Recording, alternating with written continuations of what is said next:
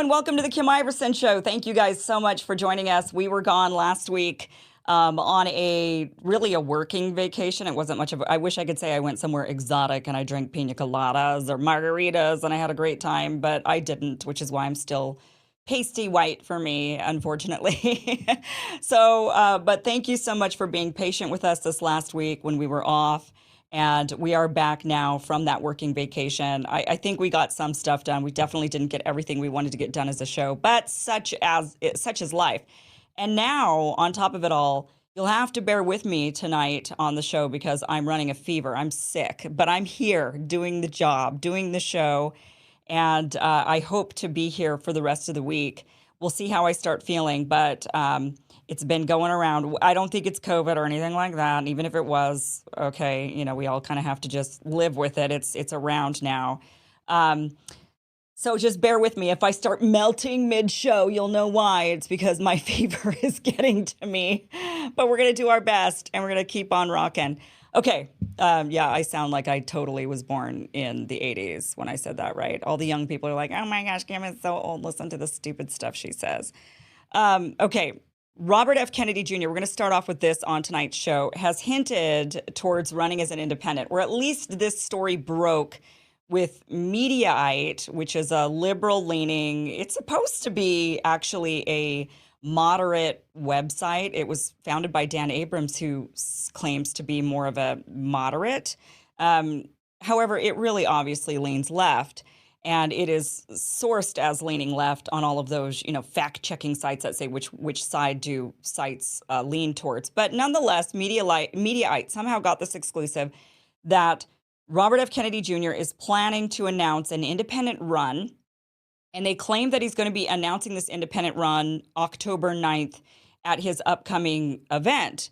And so there is some there with that because he then later followed up after this news broke that he might be switching away from the Democratic Party, ditching the Democratic Party, something we did not think he would do because he fought against people like myself when I said, I think you should maybe consider not running as a Democrat because they're not going to give you a fair shake. And now he's seen they're not going to give him a fair shake. And now he's talking about apparently running as an independent. I want to go back to my interview that I did with him back in April. So I had him on this show talking to us about his candidacy. This was back in April. This was 2 weeks after he had announced that he was running for president as a Democrat. My big criticism of him was that he was running as a Democrat. Later on, a lot of people on his team talked to him about me. And I got word from members of his team that he was like, yeah, I really like her, but she told me I shouldn't run as a Democrat. She told me I should maybe even run as a Republican. Well, now, or an independent, now he's clearly changing his tune on that. We'll see what we're going to try to get him back on the show. Definitely want to have a conversation with him if he truly officially announces that he's running as an independent. We'll revisit this conversation, but I want to play for you the clips from that interview. We're going to start off this one where, I lay it out as to why I think he should maybe not run as a Democrat. Watch this.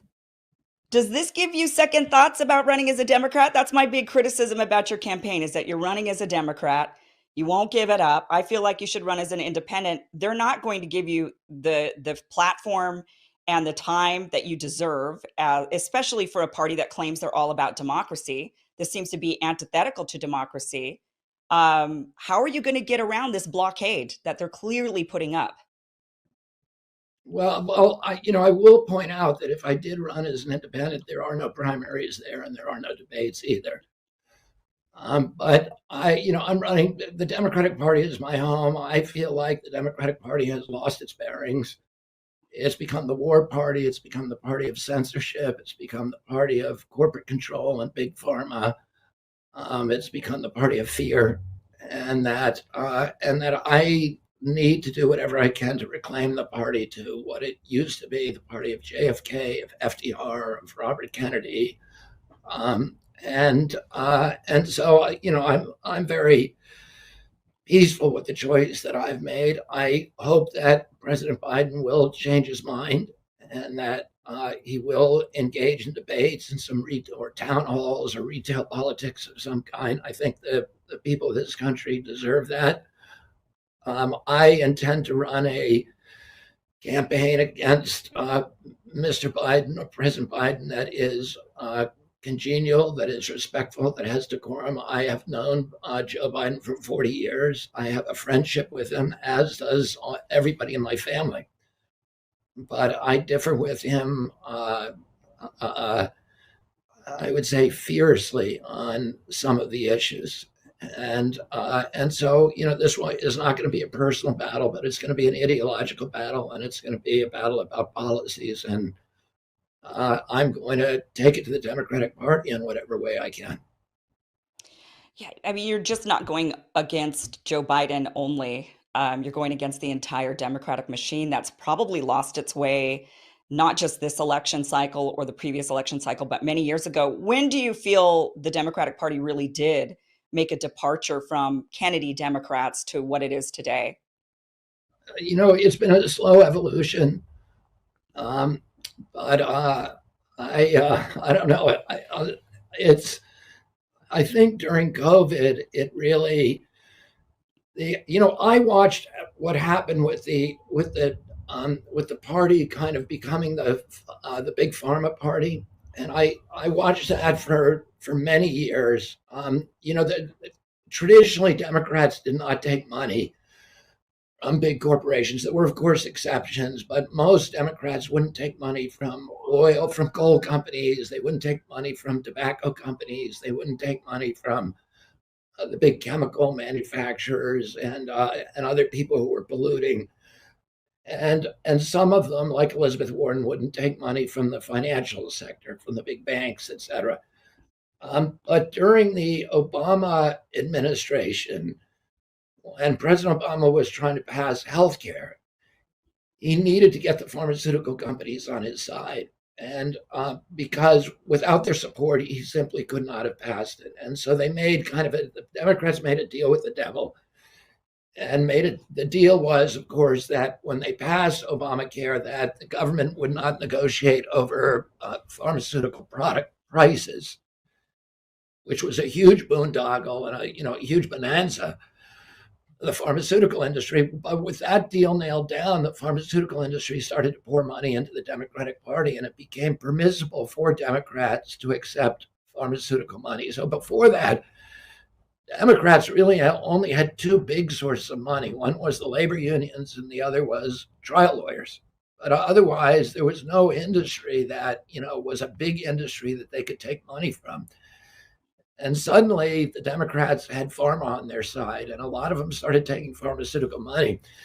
And then, but pharma gives it equally to the Republicans, now more to the Democrats. But at that point, it was equally the Republicans. And in 2016, when President Trump ran, President Trump during the election on 3 or 4 occasions mentioned that he believed that vaccines were causing the autism epidemic, or had something to do with it. And the Democrats prior to that were Democrats and Republicans were evenly split on vaccine issues. But once President Trump came forward and made those statements, that the vaccine issue was put in the same kind of anti-science dumpster by Democrats as climate change, and it became a tribal issue. It became a wedge issue, and it became a defining issue. If you were pro-vaccine, then you were Democrat, and if you were skeptical, then you could be Republican. And during COVID, that division kind of, there was COVID poured concrete on that division. Yeah, there's definitely been a lot of industry capture of both parties, but the Democratic Party certainly has gone all in on that of late, since as you mentioned, the Obama administration, and now we're even seeing the military-industrial complex pouring money into the Democratic Party.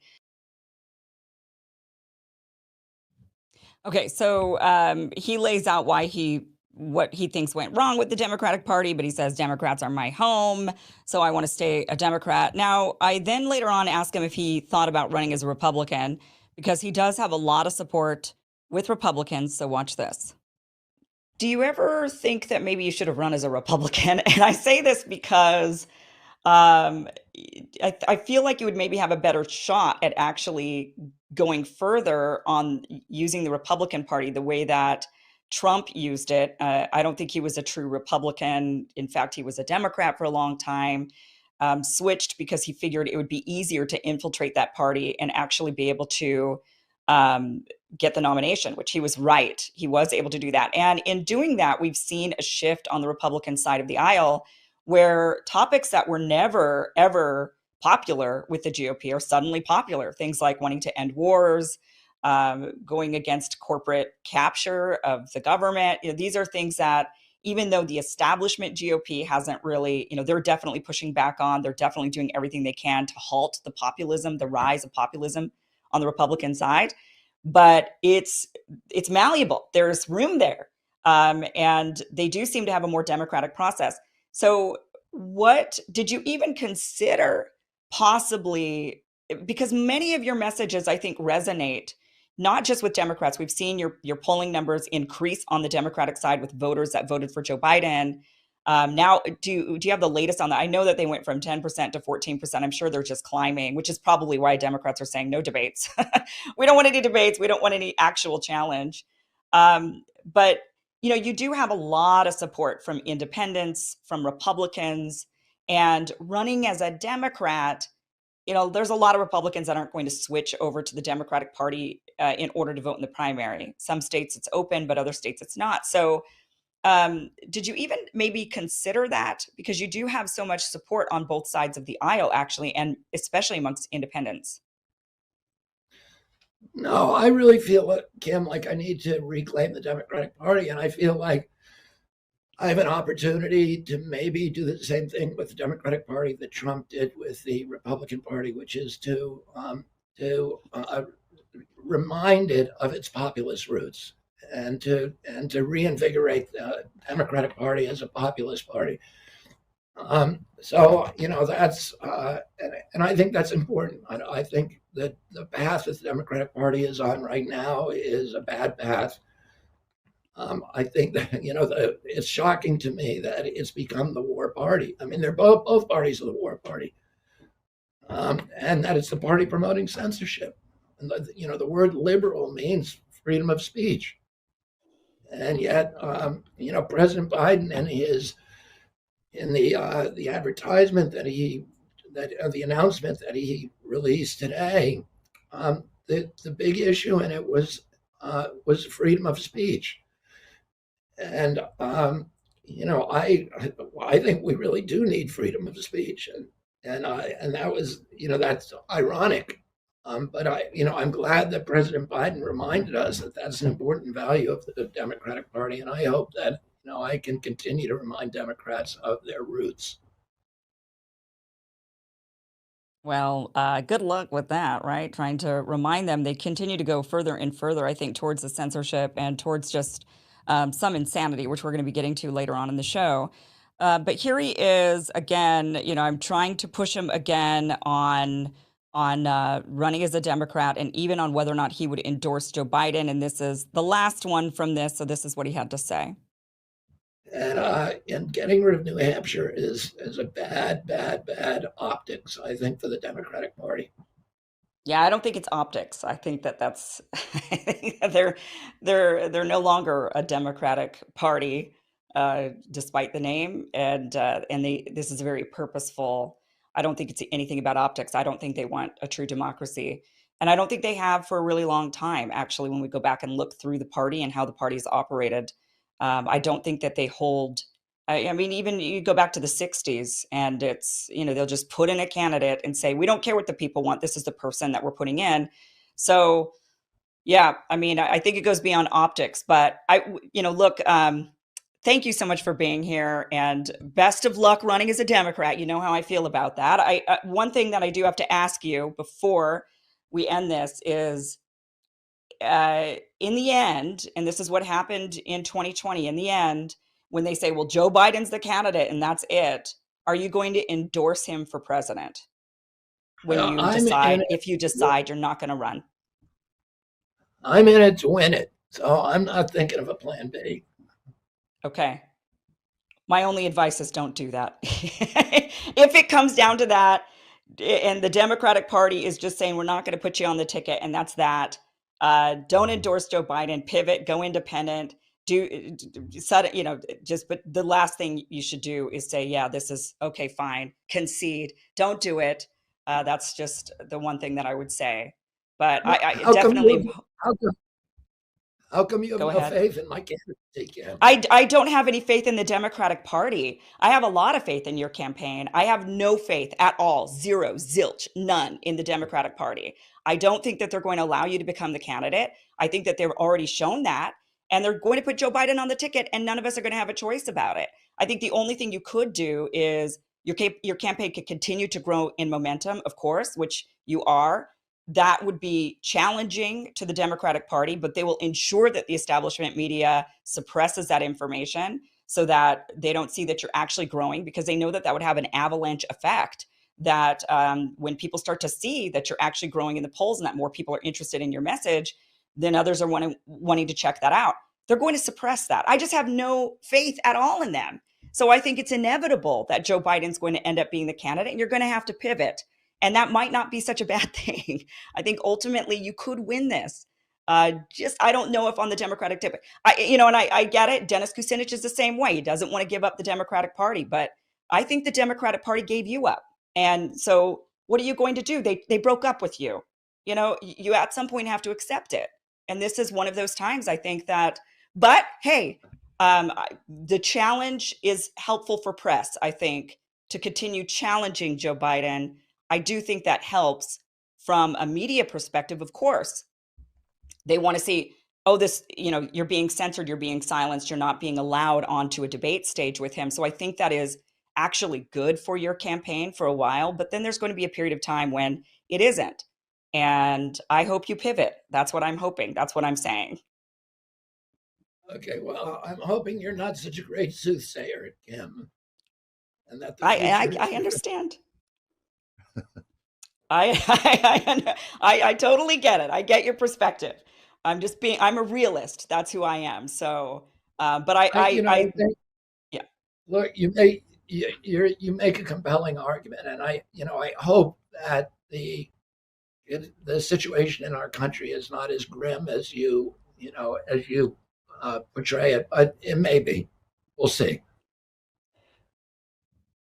Well, it turns out I was a truth sayer in that moment back in April, because he is likely pivoting. We'll wait until October 9th to find out for sure if he is truly pivoting. But watch this. He put this out there. So after the Mediaite article came out saying exclusive, RFK Jr. is going to be running as an independent. I'm a little hurt that I didn't get that exclusive. I'm not going to lie. But nonetheless, this is what he then put out, telling everybody, you'll really want to watch this announcement October 9th. So watch this.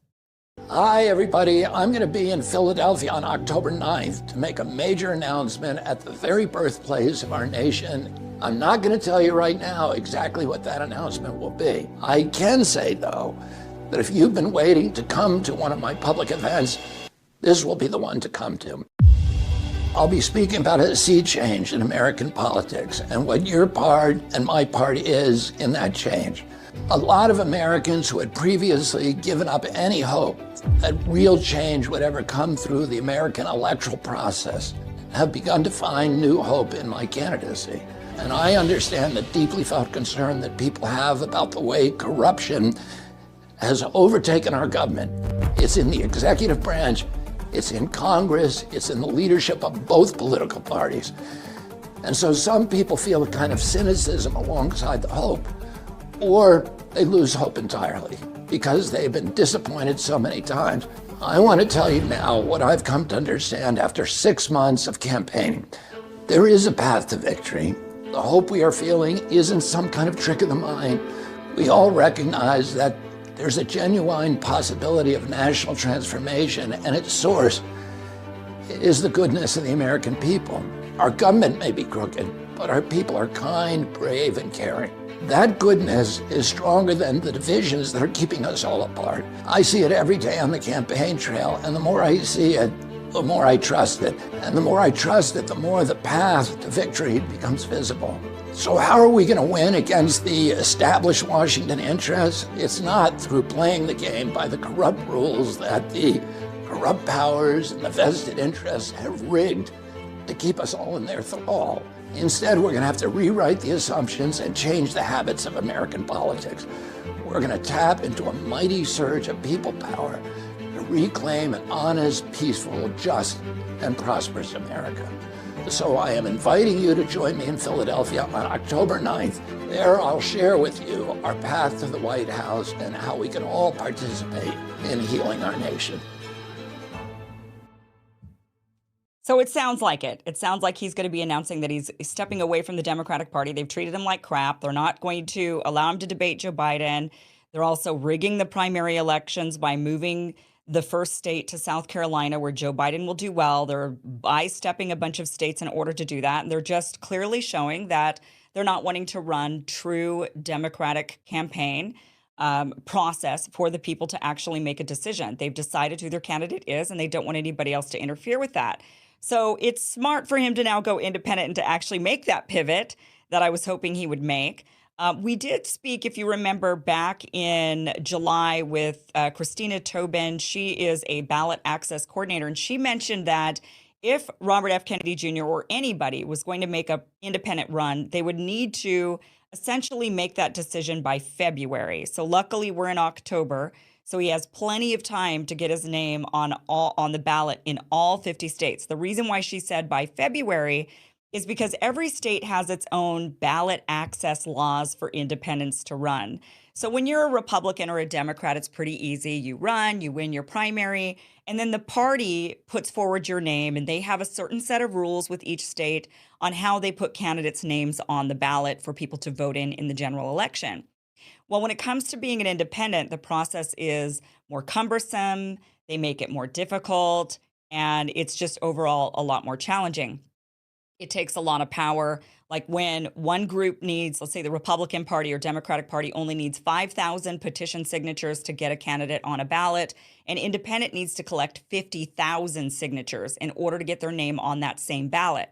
So they put up all of these barriers for independents, and of course, the people who make these decisions on whose name can appear on a ballot, those people are Democrats and Republicans in each state. So each state's legislature, run by Democrats or Republicans, depending on the state, makes the rules. And of course, they don't want third-party challengers coming in and vying for the power and disrupting the status quo. So they make it really, really difficult. Because of that difficulty, Robert F. Kennedy Jr. would have to start early. And if he's starting now, he has plenty of time. He needs to collect overall across the country, depending on the state, an overall number of about 800,000 800,000 signatures on petitions in each state. It's not every state. Some states require more signatures than others, but it all works out to almost 1 million people need to sign a petition in order to put Robert F. Kennedy Jr. on the ballot in every single state as an independent.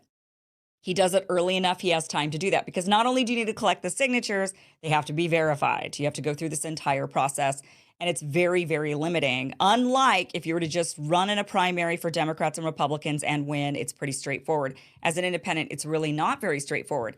But that is why somebody like Robert F. Kennedy Jr. could challenge the two-party duopoly. Somebody needs to have enough power. Somebody needs to have enough star power. They need to have a big enough name, and they do have to have money. They need to be fundraising a lot of money in order to do this, because you've got to get a lot of people involved to collect those signatures and then verify those signatures to ensure your name shows up on that general ticket as an independent in the general election. My expectation is he will do it. We will see Joe Biden, we will see Donald Trump, and we will see Robert F. Kennedy Jr. on the general election ballot if that's the way this goes. Now, I'm not sure it's going to play out quite like that. I've got my suspicions that it may go a different way. But I want to go back to this Mediaite article just really quickly before we get into that. Let me just read from this a little bit. And again, this is a left-leaning article, so they're saying smeary things. But they say that Kennedy's campaign machine is now planning attack ads against the Democratic National Committee in order to pave the way for his announcement in Philadelphia about running as an independent, according to a text reviewed by Mediaite. So they apparently got this information by somebody who leaked it to them. I can't imagine that they ended up getting this as an exclusive, because when you listen to this next line, Kennedy, a notorious anti-vaccine conspiracy theorist, challenging incumbent President Joe Biden for the Democratic nomination. Listen how they say that. Notorious anti-vaccine conspiracy theorist. He has been flirting with a third-party run in recent weeks. The New York Times reported last week that he met with the chair of the Libertarian Party, raising the prospect of a departure from the party that decades ago became synonymous with his family name.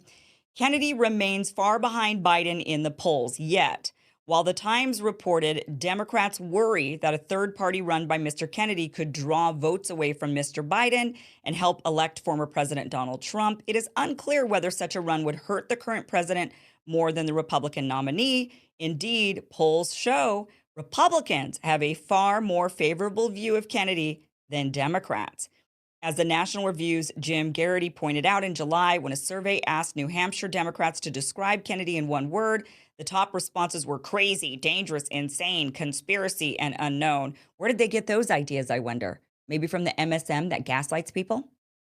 Conservative media, on the other hand, has been far more supportive of Kennedy's campaign as well. Fox News host Greg Gutfeld proposed that the political scion run as a third party in July, saying, quote, I think he should run as a third party candidate because I do think he would win, is because his party's radical elements, what we call the woke, have embraced this fascist clampdown on language, Gutfeld said. Yeah, he's not wrong. So let's look at the numbers, actually. This is a big scare. And a lot of people see him running as an independent. They're thinking, great, another third party spoiler. He's going to be another Ross Perot. He's going to take the candidate. He's going to take the votes away from Donald Trump, or he's going to take them away for Joe Biden. Everybody's got their speculation on which one he's going to take those votes from. I want to show you this poll. This is an Echelon Insights poll. This actually did, now most of the polls that are circulating out there just pit Kennedy against Biden because he's been running as a Democrat. So they just say, he's got anywhere from, they'll show as low as 11% up to 20% favorability amongst Democrats. But this poll actually looked at the three candidates if they were running in a general election. And what you would see is Biden getting 36% of the vote, Trump getting 40% of the vote, and Kennedy getting 14%, leaving 10% undecided in this poll. So who is he taking more from?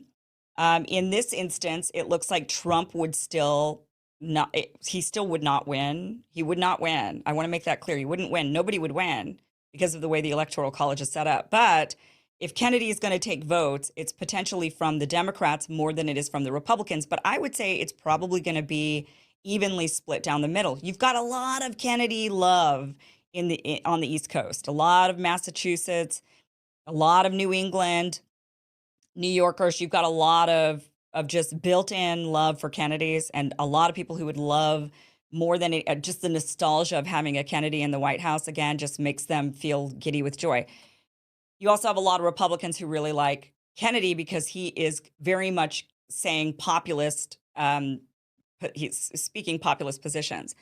So I've spoken about this on the show before, but in that particular scenario, if we were to hold the general election and those candidates got those votes with 10% missing, you would end up with 215 votes going to Donald Trump of the Electoral College. You need 270 to win. You have to get 270 to win. So it's not like, Trump wins, he got 40%, Biden only got 36%, and Kennedy got 14%. It doesn't work like that. You have to you have to get past the post of that 270. You have to have that split. Then it goes to Congress. So in that scenario, Bobby Kennedy would get 75 Electoral College votes. That's if he wins states outright, or there's certain states that will share their electoral votes depending on, they'll split the votes with the candidates based on how they did. Trump would end up with 215 Electoral College votes, and Biden would have 194 electoral votes with 54 in the mix. And that 54 would, if they all went to Trump in this scenario, those 10% that are undecided, if they all went to Trump, he would not still get 270, right? 215 and 54. He'd be at 269. You need 270 to win. And that's just the rules. And if you don't get the 270 to win, then it goes to Congress and they decide. So, this being said, let's look at the current projected electoral map. This is what they have set for 2024, of what current polls are showing, looking at just Trump and Biden or Republicans and Democrats. This is what they have with this. They've got 62 votes, electoral votes. They've put in the kind of light yellow gray color there. They've got states that they're not sure which way they'd go. They would be the swing states this coming time. This is what they project. It's not like the pollsters are really right, though, but we'll play along. So blue states are the Democratic states. Red states obviously go Republican, and there's a bunch of undecided states there. That is 100. They put 235 going for Trump in this scenario, let's say. 241 going to Biden, 62 undecided. Let's just say Kennedy pulls those 62. And it's maybe possible because you got to think New Hampshire's pissed. They're being now skipped over by the Democratic Party so that Joe Biden could go and win in South Carolina. Nevada's being skipped. Iowa's being skipped. Iowa's going red in this scenario. But Nevada, New Hampshire might say, you know what, we're going to go Bobby Kennedy because he's actually still wanting to have like a fair democratic process. It's unclear which states would go for Kennedy or the states that do split electoral college votes. But let's just play along. He would take votes, but it would be from both candidates, and it would ultimately end up breaking the duopoly, which a lot of us would love to see more than anything, is busting it wide open. And then it gets shoved off to Congress, and Congress has to make a decision. However, and let's actually look at, let's go ahead and look at the one time that this happened in the past. This happened back in 1912 when Woodrow Wilson was running against Taft, who was the sitting president, but he was unpopular at the time. And Teddy Roosevelt came back along. He'd already been president, came back along and said, I'm running again. And he ended up what happening was he split the Republican vote with Taft. He did win a couple of states. Wilson ultimately ended up winning all of the states, and he ended up the clear winner, ended up being president of the United States. A really bad one at that, but he was president of the United States.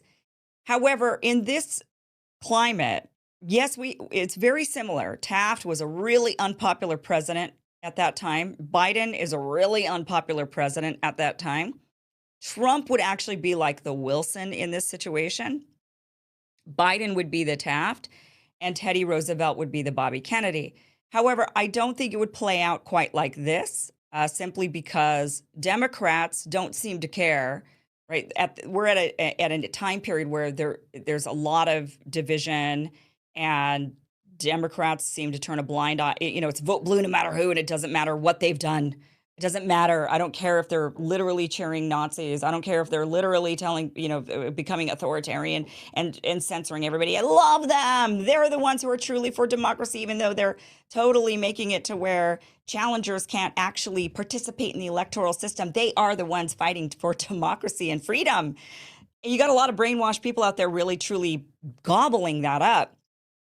So the map would look different. There's a real chance that Bobby Kennedy makes it to where no one gets past the post. No one gets that 270. In that situation, I think the analysts, we've got a lot of, back in 1912, there weren't as many political analysts as there are today. There's a lot of sophisticated analysts who get paid millions of dollars to look at the trends and figure out what's going on.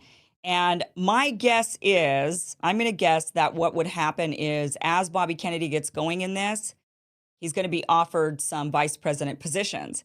And I believe he'll be offered the VP potentially with Donald Trump. I think the Republicans will see the writing on the wall. I think Democrats might as well. There's actually a possibility Democrats wake up and they say, oh my gosh, if Bobby Kennedy runs as an independent, he is going to literally split the vote to where we're not going to have anybody get past that 270, so it ends up going to Congress, and in which case they'd have to then play the odds there. Which way is Congress going to go? Congress is probably going to go to Donald Trump. There's just more red states than there are blue states. In that situation, each state gets one vote. And so it rather than it's not divided in the same way, like California gets more votes than like New Hampshire. I believe it's just one vote per state in that situation. And so the Republican would likely win. That being said, Democrats might see that in their analysis and they might say, oh crap, if we don't bring Bobby Kennedy onto the Biden ticket, wouldn't that be something? Then we are going to lose. And so our best play is to add Kennedy as VP with Biden. That would be something. I don't think Democrats will do that. I don't think they're smart enough. I think, however, the Trump campaign might. And I think Trump might extend a VP, a VP branch to Kennedy. And I think it's possible Kennedy takes it. There he is with Trump and with Pence. He doesn't really like Trump. I don't think he likes, I think he likes Biden as a person, but maybe Trump more politically, they're aligned. I think it would be a good ticket. I think Trump Kennedy would be a very, very difficult ticket to beat. I think it would be very difficult to somehow, somehow make that. I think it'd be a very. Let me just say, I'm just going to say it'd be a very difficult ticket to beat in that particular scenario. Some people are floating around other ideas. They think if Kennedy goes for it, maybe he'll add like Tulsi Gabbard as his VP. Some people are really hoping and praying for that. They've been putting it out there into the world of Tulsi Gabbard as Robert F. Kennedy Jr.'s VP. That would be a losing ticket. I'm not going to lie. That would be a losing ticket. They're both just not popular enough with the general population to bring in the votes necessary. I think you could put Tulsi with Trump, or you could put Kennedy with Trump, and you'd have a better shot. Kennedy with Trump is a much, much stronger ticket. That's just my analysis. And what do I know? I'm not a truth sayer, or maybe I am.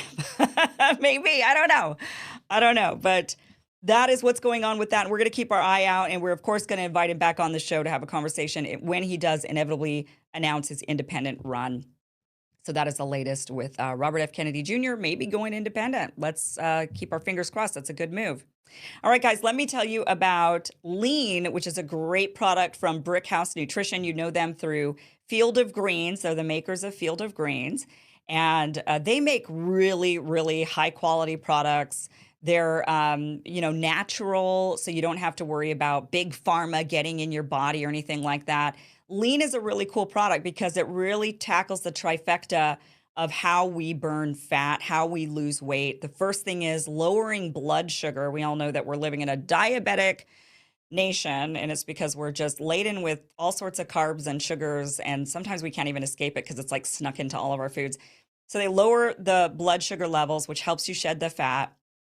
It actually metabolizes fat. It uses fat as energy. It tells your body to do that rather than burning muscle, which a lot of times happens. And it suppresses your appetite, which you're gonna need if you want to lose weight, because let's face it, as our stomachs get bigger and bigger, we want to like totally gorge out on all kinds of carbs.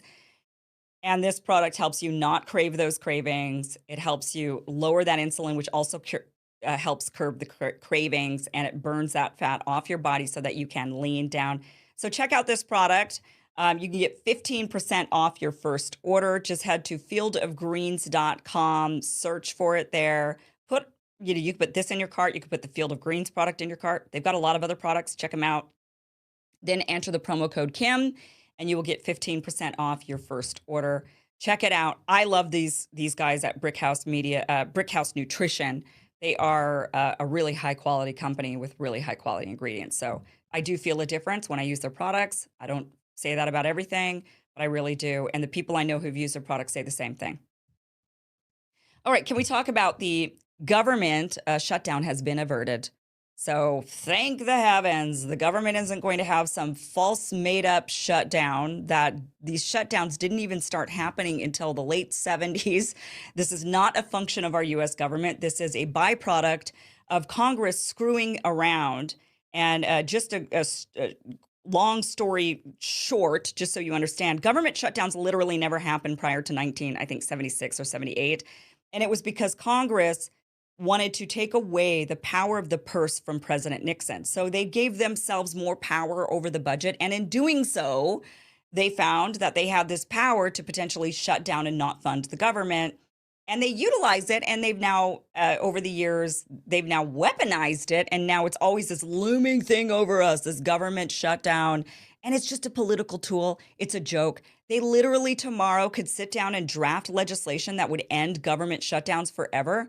Literally tomorrow they could do this. They don't. Why? Because they love it as a political tool. It's a sham. It's a joke. That's how Congress works. They are a joke. But uh, government shutdown averted. Everybody cheer. The way they were able to avert this shutdown is nobody got what they really, really wanted. Now, we remember Senator Rand Paul was saying, if there's funding for Ukraine in this, I'm not going to vote for it. There's going to be a government shutdown. That's just the way it's going to be. So ultimately, the way they averted it was they put no funding in for Ukraine, and there's no funding for the border, which is what Republicans wanted. So Democrats were saying, give us money for Ukraine, Slavic Ukraine. We got to help out that country we've never been to. We couldn't even point out on a map up until like a few months ago, but we want all the money for Ukraine, Ukraine, Ukraine, Ukraine.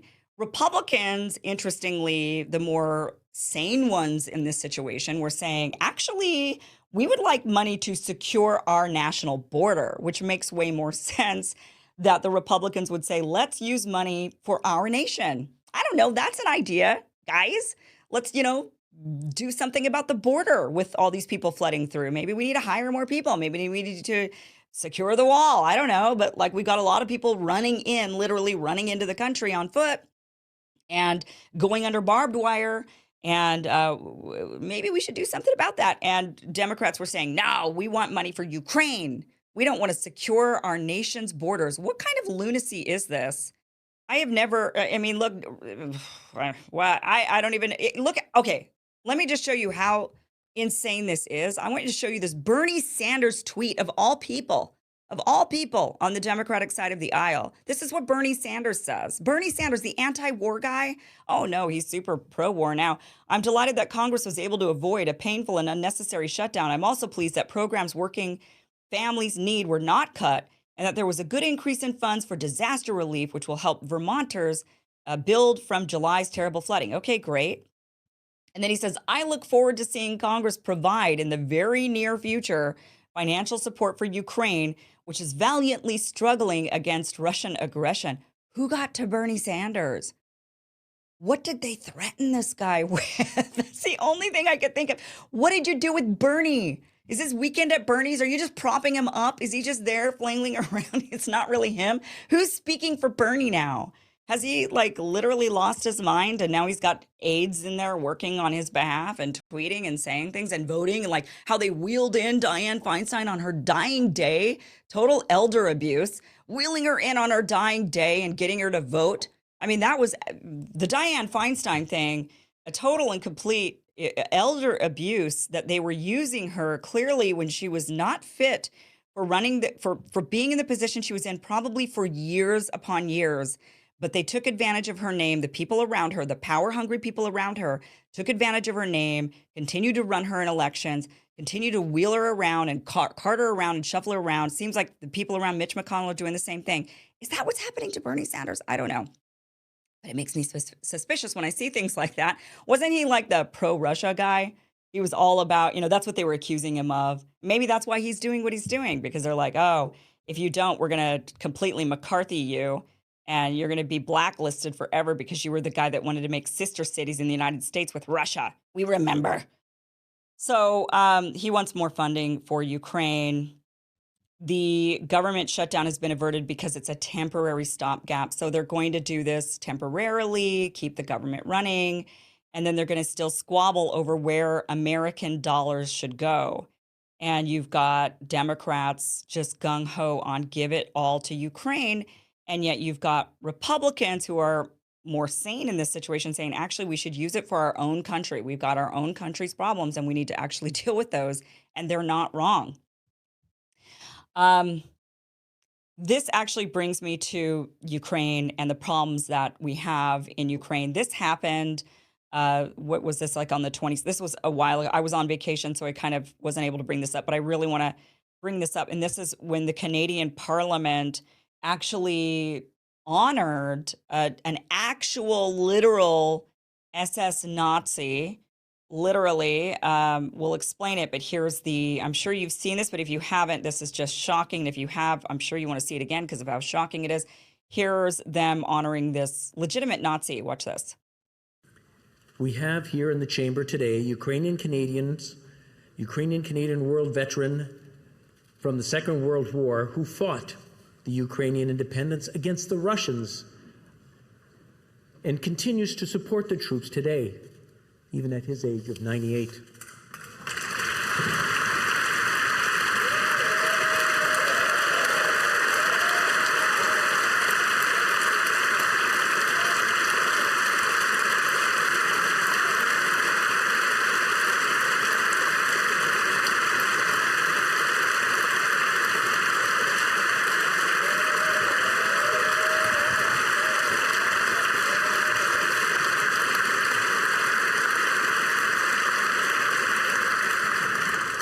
His name is Yaroslav Hunka.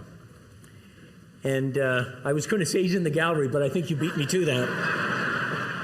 But I'm very proud to say that he is from North Bay and from my riding of Nipissing-Temiskaming.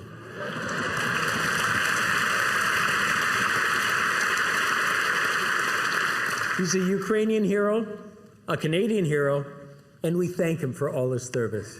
Thank you. Oh my gosh. What in the world of all worlds? Do these people never take history class? So he's sitting there saying, oh, in World War II, he fought against the Russians. So let's applaud him, those evil Russians, the Russians who were fighting the Nazis. Oh, and he fought in the Ukrainian, the first Ukrainian division in the Second World War, which, was actually a division of the SS. He was a literal Nazi. And not only, it gets worse, it was actually a volunteer division. So it wasn't like he just was drafted into the military. It was a volunteer battalion, and he was in that. So this is a photograph. Here's Justin Trudeau and Zelensky, who was there. Also honoring this literal, legitimate, actual Nazi who fought with the Nazis against the Russians in World War II. But who cares if he was a Nazi with Adolf Hitler, right? Because he was fighting against Russians, and Russians are the worst. They're worse than Adolf Hitler, I guess. They're worse than Nazis. That's what they're trying to say in this moment. The caption underneath this photograph, Ukrainian President Volodymyr Zelensky and Prime Minister Justin Trudeau recognize Yaroslav Hunka, who was in attendance and fought with the 1st Ukrainian Division in the Second World War before later immigrating to Canada in the House of Commons on Friday. Oh, okay. So the 14th Waffen Grenadier Division of the SS was a volunteer division, was a World War II military formation of Nazi Germany made up predominantly of military volunteers with a Ukrainian ethnic background from the area of Galicia, later also with some Slavics. And it says that, let's go, I'm just reading from some history. I just want to tell you a little bit more about this group that he was in, some of their atrocities that he actually committed. Let me get to it. The list of, they committed a bunch of genocide, like a bunch of crimes, a bunch of slaughters. Let me see if I could, mainly against the Poles. So what they're known for are 3 predominant slaughters in mostly Polish. There was one in particular, I can't find it, but I read about it, that there was 3 of them that they committed, 3 crimes, ethnic cleansing. One of them was real fully ethnic cleansing. It was a town that was made up of Polish people and Ukrainian people. And they went to the town and they actually separated the Polish people from the Ukrainian people, and they shot them dead. And they did that a couple of times in other areas. And this was a volunteer group, a volunteer military group. And this man, who was 98 years old, most of the people that were involved in this military group are dead, but this person is 98 years old. And he's lived long enough to see the day where he's being honored by the government of Canada. Well, the Poles aren't having it. Once this came out, that just listen to yourselves. It's not like, oh, we didn't know. I mean, you sat there and said, this guy in the Canadian Parliament actually just said he fought against the Russians in World War II. We all know how that story went. and he was fighting for Ukraine. Ukraine is a country that has not atoned or even reconciled its past of being very much aligned with Nazi Germany, Austria, Ukraine. There was many countries that were aligned with Germany in that they were committing the same atrocities. Those soldiers came from those countries to fight alongside with the Nazis.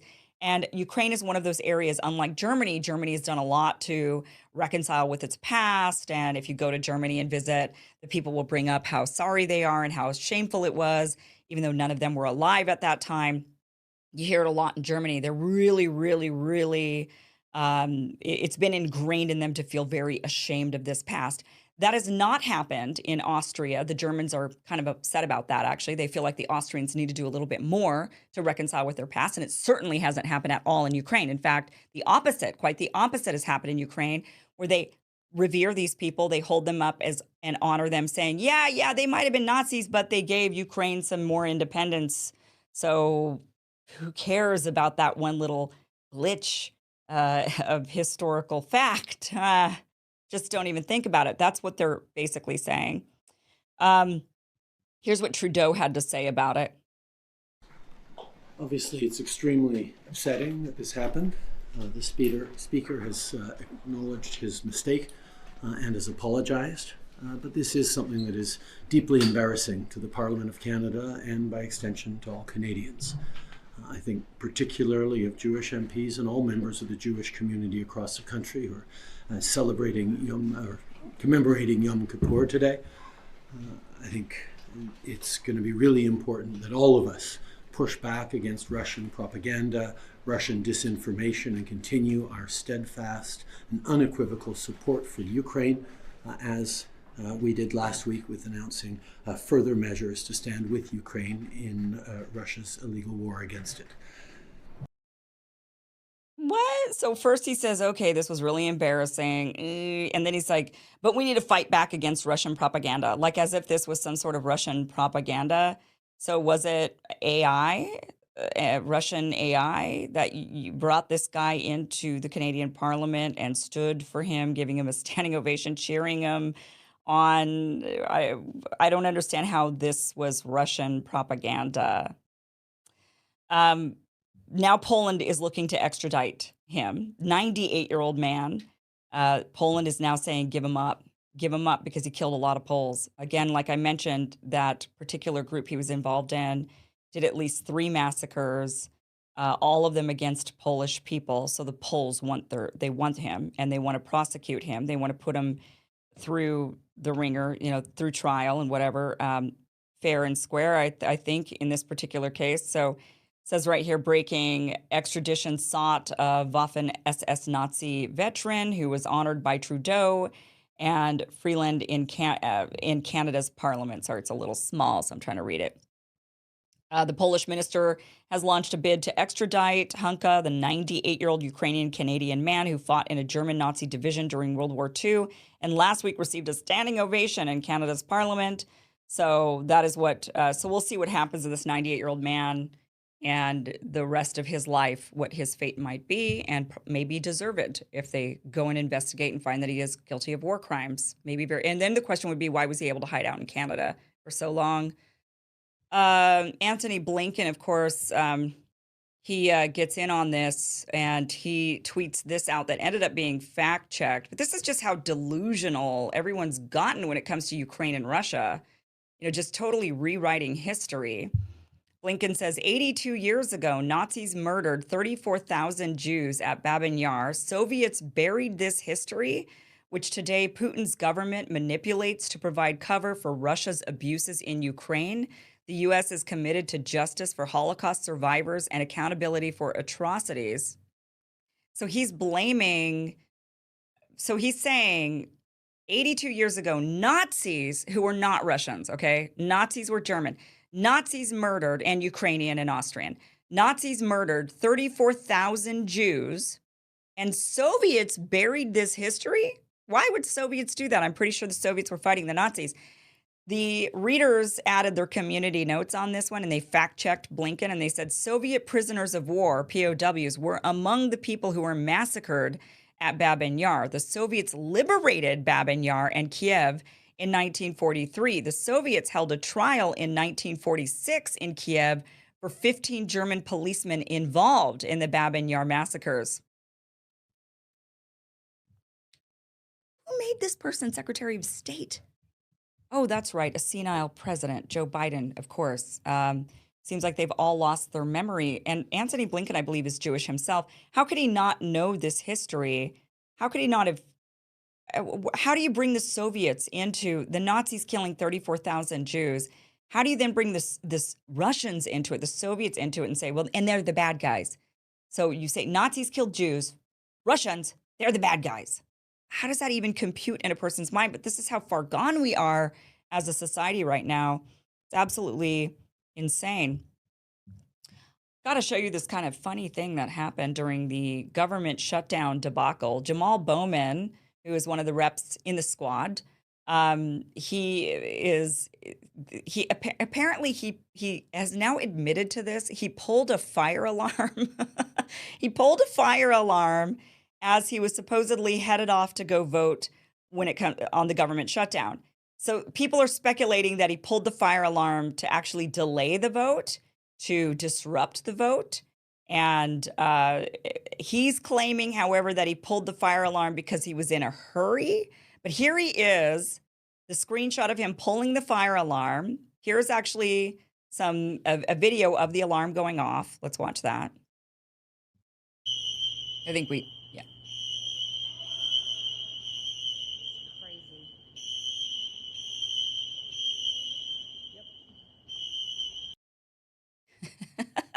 So he pulls the fire alarm.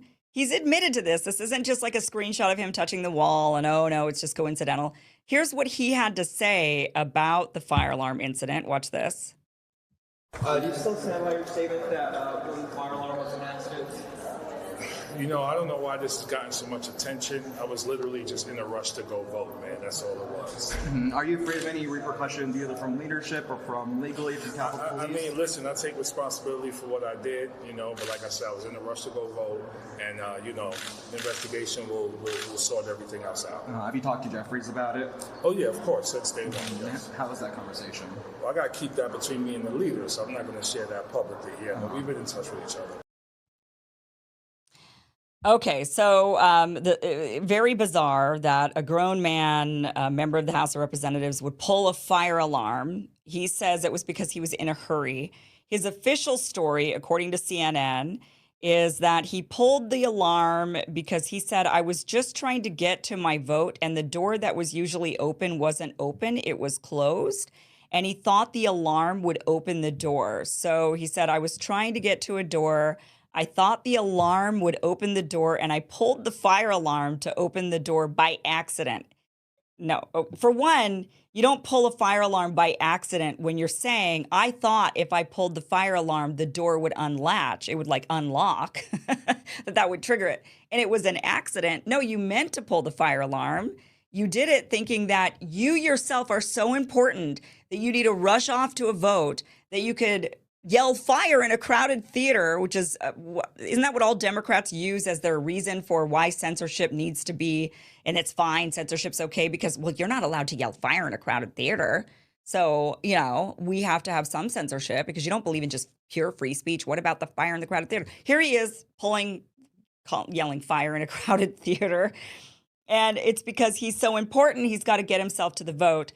The theories are that he did it to disrupt the vote. That doesn't quite hold because he ended up voting yes with the package. You know, he wasn't slowing it down, saying, no, I don't want this package to go. I don't want to, you know, it wasn't like he was like, we got to halt the government. We got to shut it down. He voted alongside everybody else. And that building is quite a ways away from where the vote itself was happening. So it really was just him being a I guess, like grandiose, what's the right term for it? Like inflated sense of importance that I am so important. I need to get out there and get that vote in. And so I'm going to pull a fire alarm and potentially risk people panicking and running out there. I mean, nowadays, I don't think anybody runs when they hear a fire alarm. I think we're all like, oh, it's just an accident. It's not a real fire. It's fine. But still, nonetheless, So they're doing an investigation, as they should. There were a lot of people who disrupted government proceedings and government buildings, and they're charging them with crimes against the government. And so potentially Jamal Bowman should be, something maybe should happen to him legally. I don't think you can just pull a fire alarm. I don't think any one of us can just pull a fire alarm to get out of a building and not face some sort of, I would think, legal consequence to that. So we'll see what happens with Jamal Bowman, whether or not he actually gets, they're saying they're going to maybe sanction him, which is just a reprimand, like don't do that ever again. But what a weird thing for a grown man, a sitting member of the House of Representatives, to think, I just pull a fire alarm and a door will pop open for me because I'm that important. Interesting thinking along those lines for Jamal Bowman. All right, guys, that is it for tonight's show. Really appreciate you being here and bearing with me tonight. We will be back. I'm hoping. I told you guys I'm sick. I'm running a fever, but I'm hoping to have a great show again for you tomorrow night, and I will push through. I will eat a lot of chicken noodle soup between now and then, and I will rest. Or actually, I eat Vietnamese pho because I'm Vietnamese, so that's what I'm going to go eat. And I'm going to make myself feel better. And I will hope to be back with you guys again tomorrow night. Thank you guys so much for being here, and we will see you tomorrow night, hopefully. Bye-bye.